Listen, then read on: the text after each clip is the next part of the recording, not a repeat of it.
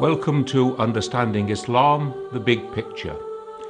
This week we come to episode 10, in which we're going to look at the Arabian Peninsula in the 7th century. The peninsula at this time really is caught in between two great world empires. To the north there's the Byzantine Empire, the old Roman Empire, or the Eastern Roman Empire as we call it. Now, in the 3rd century, the 4th century, this Roman Empire began to shrink back from the west, and in the 5th century it moved its capital over to Byzantium, the city of Constantinople, or modern-day Istanbul. And at this time it has a geographical spread that really goes around the Mediterranean, along the western edges of Spain, along the coast of North Africa, through Egypt, Syria, and then around through Turkey and Greece and part of Italy. The Roman Empire at this time is referred to in the Quran. Chapter 30 of the Quran is called Al-Rum, the Romans, and it's this Eastern Roman or Byzantine Empire. Now, their administrative capital in the Arab lands was at Damascus in Syria. They were Greek-speaking, of course, and they tended to look down on their non-Greek citizens. And so the word barbarian actually means those people who don't speak Greek. Now, in terms of religion, the people of the Byzantine Empire are Christians of the Orthodox Christian school, that is, following the common position both of Eastern and Western Orthodox Christianity at this time. The other great empire at this time is the Sasanian Empire. They are based in modern Persia, Iran, and in Iraq. They are Zoroastrians. Now, these two empires have been in a state of battle, standoff battle, skirmishes, for a period of decades. In fact, during the period 607 to 628, that strip of land from Egypt through Palestine up as far as Syria was under the control of the Sasanian Empire, and in 628 it was brought back under Byzantine control. Now, these facts become important because when we look at the context for chapter 9 of the Quran, this is the situation of the Byzantines taking control of that piece of land again, and it is when the Prophet is preparing for the Battle of Tabuk. Now, as you might imagine, along the peninsula's borders, as they border on to the Sasanian and the Byzantine empires, we have Arab tribes or clans that have become their satellites, their agents, and quite a few of these have also become Christians. When we come to look at the religious traditions around the Arabian Peninsula, then we see that we have Jews, especially in the northern part. After the fall of the state of Palestine in the year 70, then the Jewish tribes were dispersed over the next 40 years by the Romans, and quite a few of them passed down into the Arabian Peninsula. And they tended to settle at oases in the northern part of the Arabian Peninsula. So in Medina itself, and in a place called Khaybar further to the north, and in several other peninsulas around. Because it seems that also they were engaged in trade from one oasis to another, and also down into the southern part of the Arabian Peninsula into modern-day Yemen. The situation of Christianity at this time is much more complex. The first few centuries of Christianity are often see divisions between different Christian groups regarding the position of Jesus. The majority position, which is that taken by Eastern and Western Orthodox churches or mainstream churches, is that Jesus is both wholly divine and also wholly human, that he has a human and a divine nature. This was a question of dispute between various other Christian groups. So that's the position of the Byzantines to the north of the Arabian Peninsula. Across in the east, in modern-day Iraq, we have a different school of Christianity, which we call the Nestorians. They're often called the Great Church of the East because they go from Iraq along the Great Silk Road all the way as far as China, and then they also have sent missionaries down to the southeast as far as India. Now, the Nestorian position was to say that they stressed the humanity of Jesus. The divine Logos rested in the person, the human person of Jesus, but this did not make him divine. Now, we can see that the step from the Nestorian position to Islam is a shorter step, because they do not hold to the divinity of Jesus. They also do not have a doctrine of original sin. Over to the western side of the Arabian Peninsula, we have another Christian school, and this one was stressing the divinity of Jesus over against his humanity. We normally refer to this as the Monophysite school, and it's to be found in Egypt and also in Ethiopia. Indeed, the Coptic Church of Egypt today and the Church of Ethiopia would still follow that sort of doctrine of the person of Jesus. Now, if you go further to the west, then there was a position that was even stronger than that. This we call the Docetist tradition. And they really held that the humanity of Jesus was really just illusory.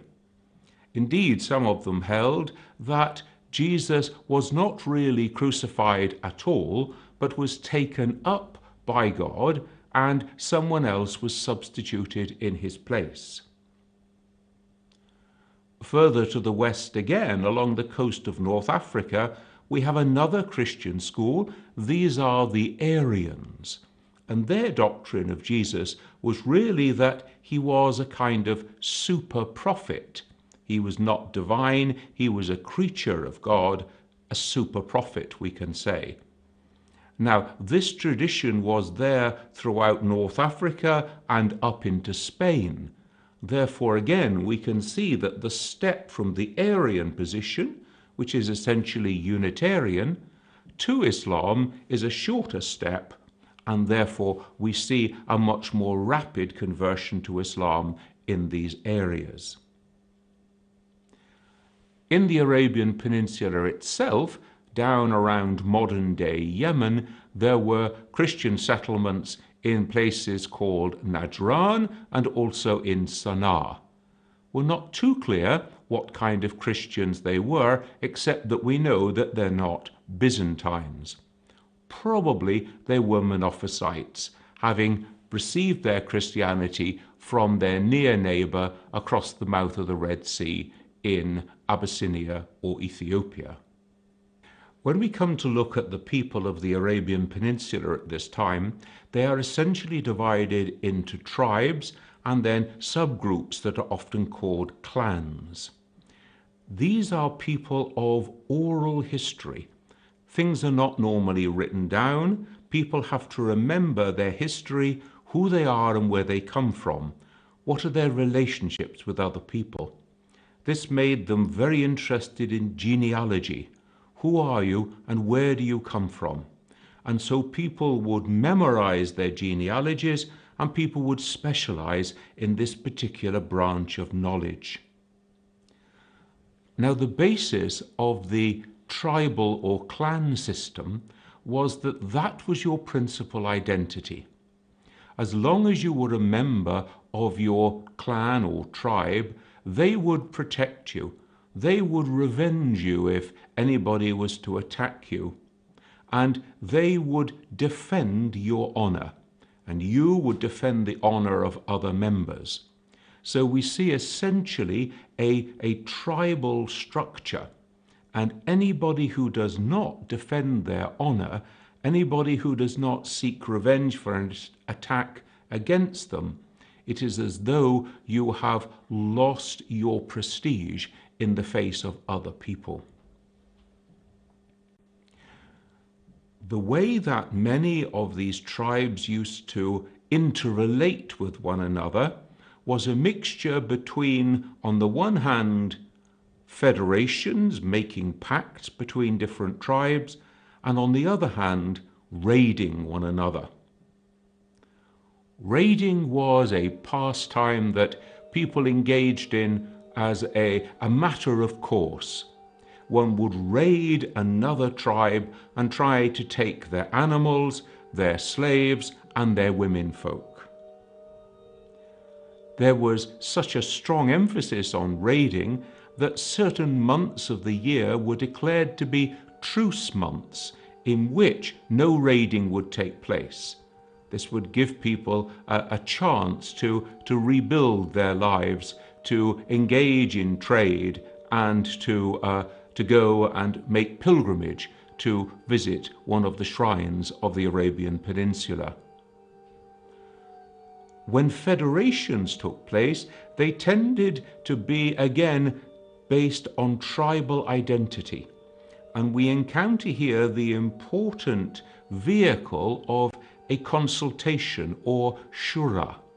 A shura was a way of gathering together, the meeting of the elders, seeking common consent and agreement. And this becomes an important part of the way that the tribes conducted themselves. These different tribes would speak various different dialects of Arabic. It would be quite hard for non-members of the tribe to understand that dialect.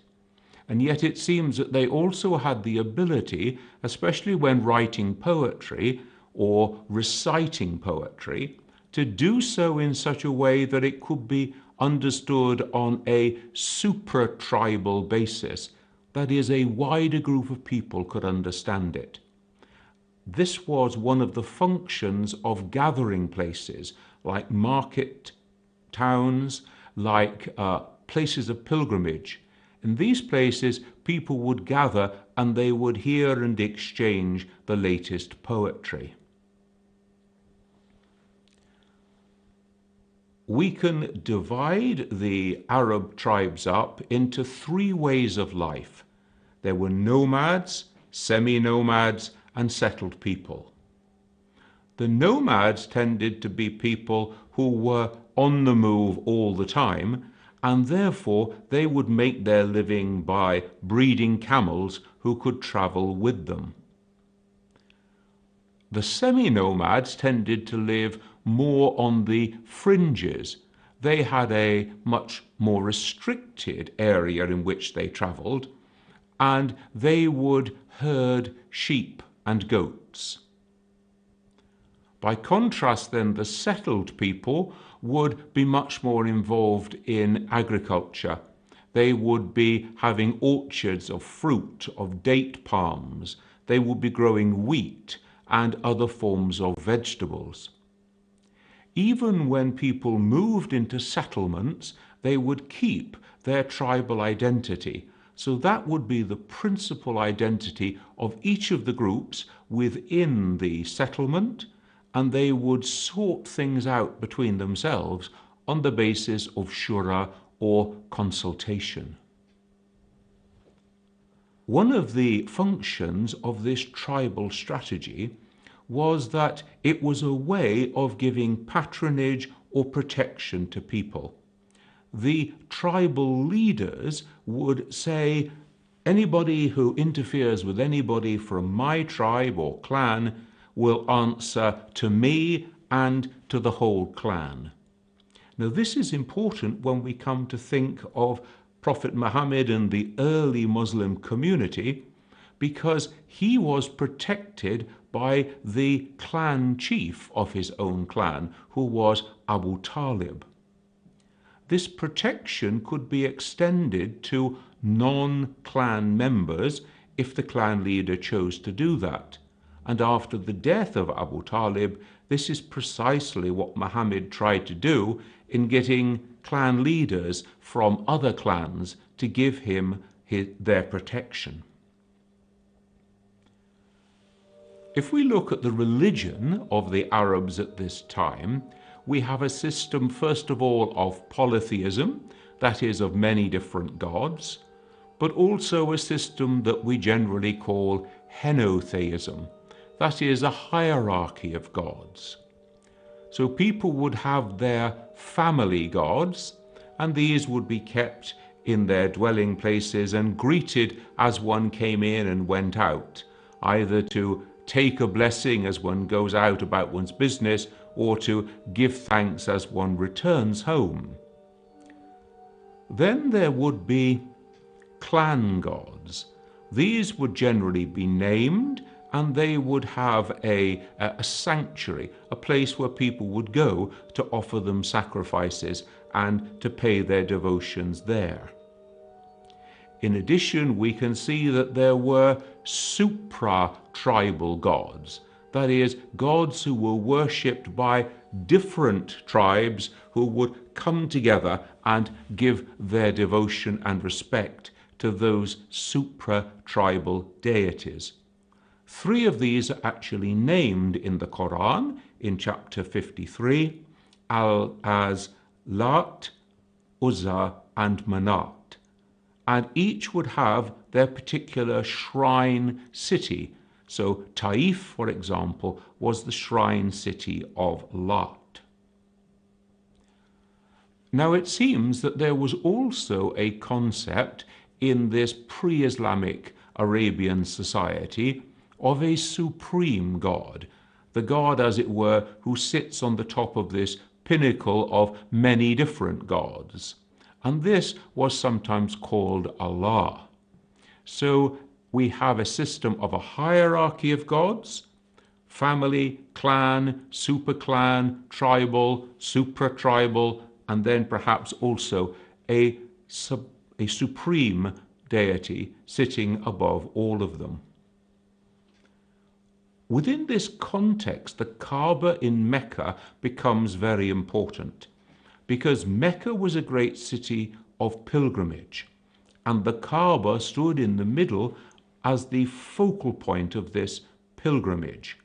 Now, we're told that in the early years of the lifetime of Prophet Muhammad, there were something like 360 gods who were in, on, and around the Kaaba. And people would come from the interior to pay their respects to their gods, to offer their sacrifices or their worship, and while they were there, they would then stock up on goods that they needed for their next period of traveling in the desert. And so we can see that trade and pilgrimage go hand in hand during this period. If you think about the position of the Arabian Peninsula, then you can see that it sits between Africa to the west and India to the east, and then the Far East beyond that. Therefore, trade has always played an important part in the history of the Arabian Peninsula.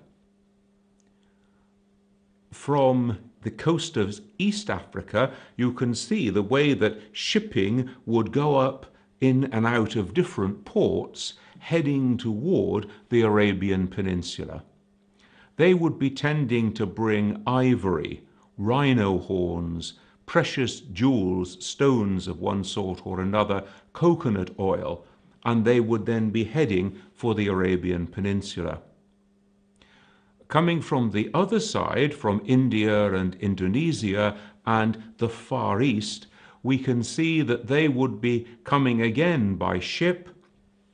They're bringing spices, pepper, jewels, cotton, gum resin, precious stones, all sorts of things coming by ship across toward the Arabian Peninsula, and then you meet a block. The block is because if you tried to take shipping up the Red Sea itself, there was a high chance that you would be becalmed and the pirates would come out and get you. And so what tended to happen was that these goods would be offloaded on the tip of the Arabian Peninsula, for example at the modern-day port of Aden, and there they would be sold on to merchants who would travel by camel trains, and there was then a camel train superhighway, we can say, that goes up from Yemen right the way through the Arabian Peninsula to Damascus and to the Mediterranean coast. Now, if you think about it, this is a long and dangerous journey. It's a journey that goes through pretty hostile terrain. It's a journey in which water becomes critical. And so this camel train superhighway goes from one oasis to another. It goes between mountains. And so you can see that a very clearly defined path has been built, has been worked out as the best route to travel. The merchants would tend to travel in groups so that they could protect one another. And indeed, you sometimes get reports of a camel caravan of 1,000 caravans who would be making one of these great trading journeys. Now, the journey is long. And so from Mecca, for example, the camel caravans would set out and they would travel in one season of the year down as far as Aden, and there they would buy goods that have come in by ship, and then they would take them back as far as Mecca. Then they would regroup, and another season would be taken to travel up that great spice route, as it was called, all the way up through the Arabian Peninsula, and then to branch off through the Syrian desert toward Damascus. Along the route, you touch into various towns and cities. So one goes through Najran, through Taif, through Mecca, and so on, all the way up to Damascus.